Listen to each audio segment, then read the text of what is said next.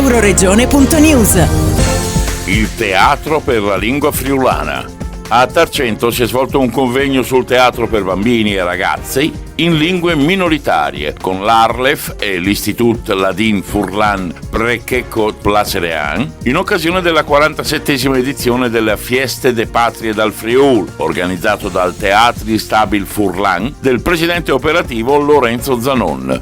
Il Teatro Stabile Friulano ha voluto anche quest'anno, in occasione della Festa della Patria del Friuli, organizzare un appuntamento sullo stato dell'arte del teatro in lingua friulana e in particolare andando a toccare due aspetti che riteniamo strategici, fondamentali.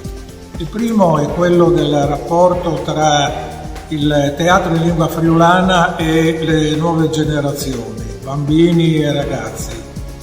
L'altro aspetto che riteniamo molto importante e strategico è quello del rapporto tra il mondo friulano e le altre realtà delle lingue minoritarie d'Italia ed Europa, per cercare in questo modo di coinvolgere sempre di più le nuove generazioni rispetto al teatro in lingua friulana, ma anche rispetto all'uso della lingua friulana stessa. Da Tarcento, per Euroregione News, Marco Mascioli.